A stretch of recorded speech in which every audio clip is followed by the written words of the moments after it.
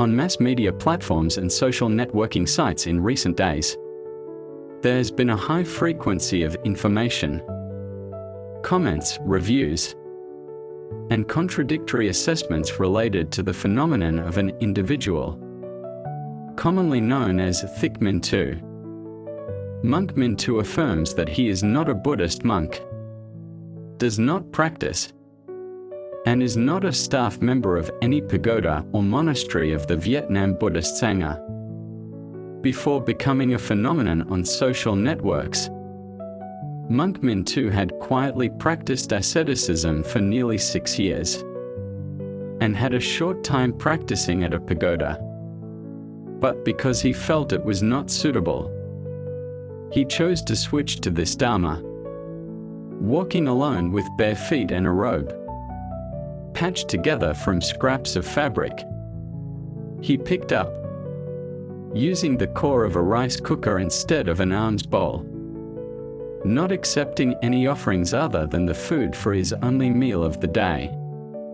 He lived a homeless life, focusing his body and mind on seeking enlightenment according to the Buddha's path, not preaching, not accepting disciples, not claiming to be a teacher. This monk has repeatedly affirmed that he is just a Vietnamese citizen who is learning to follow the Buddha's teachings. This statement is not necessarily humility but honesty.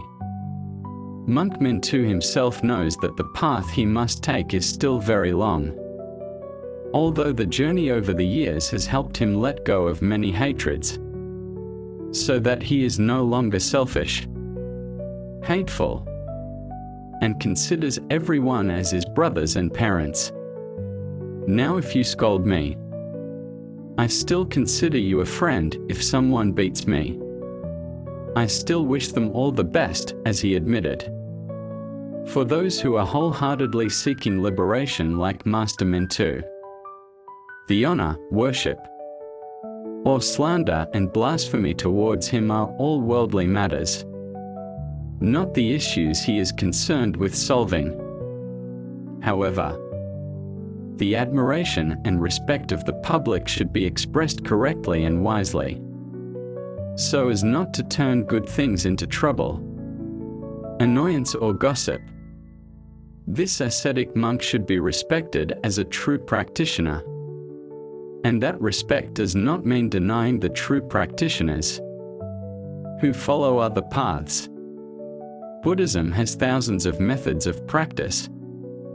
Those who want to achieve enlightenment can choose the most suitable method of practice, making diligent efforts based on themselves to find a way to reach nirvana.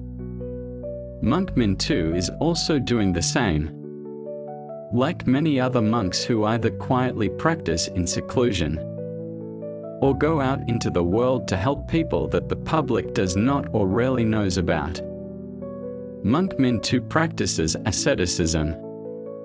Some look at his behavior and clothes and slander him, saying that he is crazy, that he is self-mortifying and lacking wisdom, not following the middle path that the Buddha encouraged. But those who slander him do not know that Monk Mintu is practicing according to the true Dharma. He follows the teachings in the original sutras, which are to leave his family, live a celibate life, a pure and clean lifestyle, let go of everything, have few desires and be content. People mistake asceticism for the ascetic practice. During the first 6 years of the Buddha's quest for enlightenment, that asceticism is self-mortification, mortification of the body causing the body to suffer much pain, originating from Brahmanism. Thus, asceticism in some sense is the precursor of the middle path and is still closest to it. Many people believe that practicing is important for wisdom, rather than torturing the body, but they confuse worldly wisdom with Buddha's wisdom. Worldly wisdom is the cognitive ability of humans that comes from genetics and learning. While Buddha's wisdom is only opened when the practitioner knows how to strictly observe the precepts. Only with precepts can there be concentration, and only with concentration can there be wisdom. Therefore, the Buddha said, where there is discipline, there is wisdom, and vice versa. The core of practicing asceticism is to end all worldly afflictions, because this practice helps practitioners to protect the senses, not be controlled by circumstances, and gradually eliminate greed, anger, and ignorance. That is why practitioners only eat one meal a day, reducing their greed for food. Sleeping while sitting reduces their greed for sleep, because lying down will easily make them fall into a deep sleep. Wearing 3 robes, essentially a set, is a minimal need. Reducing dependence and attachment to clothes. Some people criticize the ascetic practice for not living alone in the forest, but wandering around the country. They also say that nowadays, finding forests in Vietnam like the time of the Buddha is impossible. The master also had a time of seclusion on Sand Mountain. So why did the master decide to choose to walk around the country? As the master answered, it was to study and practice health. In fact, if you understand deeply, the master is practicing the right Dharma. Lie, because walking like that is the way for the monk to be mindful of the body, feelings, mind, and phenomena.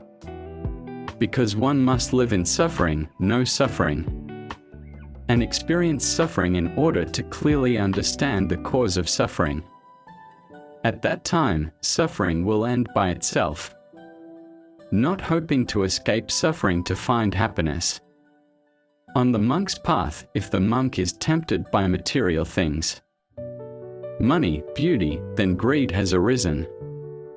Or feels annoyed when many people surround and disturb, then anger has arisen.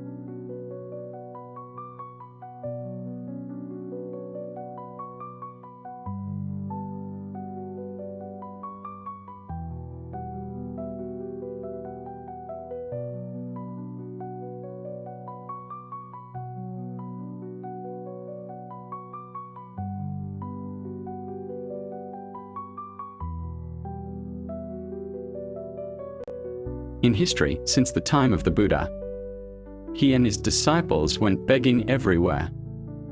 Nowadays, there are also some who practice Tambo Nat by 3 steps 1 bow, Nat Bo Nat by 1 step 1 bow, or practice asceticism like monkmen too.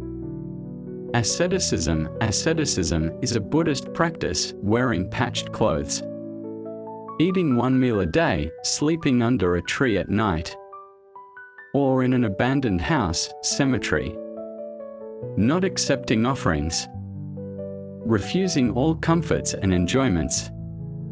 Monkmen too way of practicing reminds us of the image of the Buddha and the Sangha.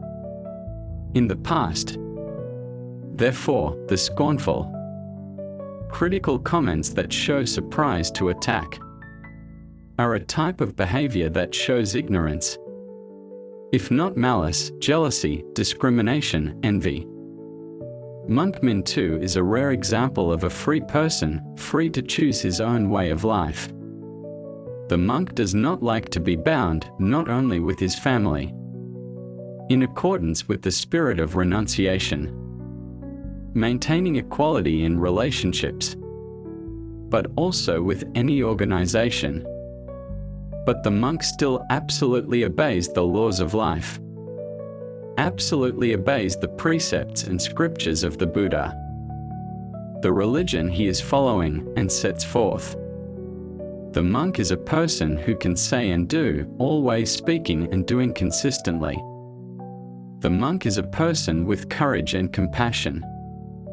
The monk has the ability to be patient and endure to the utmost. The monk does not know how to lie or tell lies. The monk lives happily, optimistically, and always spreads positive things. Not to mention, the monk is also a very humble person. Humble, lowering himself before the world when calling himself child. This is completely different from the way of life of superiority and inferiority that we are seeing everywhere, bowing down before food, flattering words before fame and fortune, bowing down and praising before power, isolating and bullying the weak, the unarmed. The path to enlightenment and liberation has been opened, supporting the footsteps of a citizen, a purist monk. The group of Master Min 2 started from Vietnam and will officially go through countries such as Laos, Thailand, Myanmar, Bangladesh, and the group stop is in India and Nepal. To support Master Min 2 to go to India, Mr. Don Van Bao accompanied him. When he had just read the letter of Master Min 2 wished to walk to India, Don Van Bao went to Gia Lai to meet the Master and volunteered to support Master Min 2 in completing legal procedures for entry and exit, planning the route, surveying the route in advance in the countries that Master Min 2 group passed through, to ensure security and order, as well as safe places for begging and sleeping for the masters. Mrs. Don Van Bao is a security officer with the rank of Lieutenant Colonel, a university lecturer, currently retired after 25 years of working in the industry.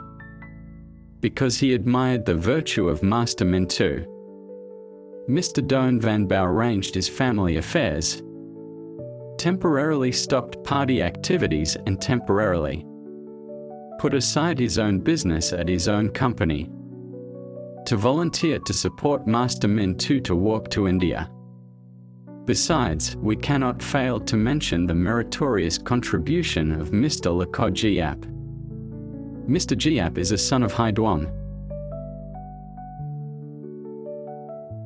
Mr. Lako Giap has more than 7 years of experience walking through 13 countries in the world, including Laos, Cambodia, Thailand, Myanmar, Bangladesh, India, Nepal.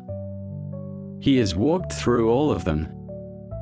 Mr. Giap is very familiar with the roots and cultural customs of the indigenous people in those countries. Although Mr. Lako Giap and his wife had just given birth to their first child, Mr. Giap asked both sets of parents to stay home and take care of his wife and child, so that he could fulfill his most sacred wish, which was to help bring Master Min 2, an outstanding monk of Vietnam. Master Min 2 made a great vow that he would walk from Vietnam to the land of Buddha, India, to study and practice. Let me tell you a story about the law of cause and effect in Buddhism. One early spring night when everyone was fast asleep, An elderly couple entered the hotel, but unfortunately the hotel was full.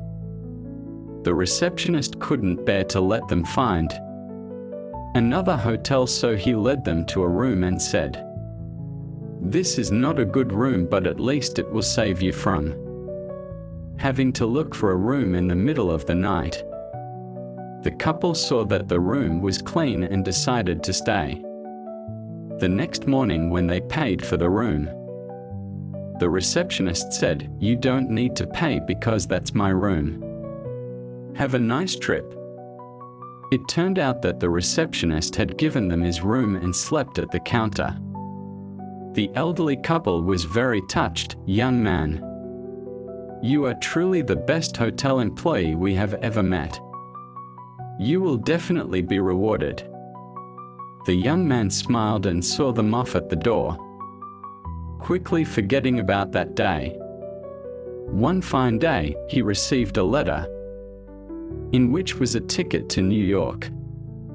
The young man began his journey and followed the letter's instructions to find a luxurious villa. The old couple who opened the door to welcome him were the old couple from before. It turned out that he was a billionaire. He bought a wine shop for the young man and gave him the management. This is the cause and effect of life. In fact, each of us holds the cause and effect. When we have not yet determined the great goal of our life, let's do it with all our heart. Living in this world requires many experiences. Sometimes we will have hearty laughter, but we cannot avoid tears of pain. On the road of life, there will be joy from success, but failure will bring us awakening. Through these Buddhist stories, you will clearly see one thing: the wealth of life comes from a selfless, unselfish heart. The beauty of life comes from a simple, uncalculating heart. On the path of life, there is no need for anything noble. Just working with a sincere heart is enough.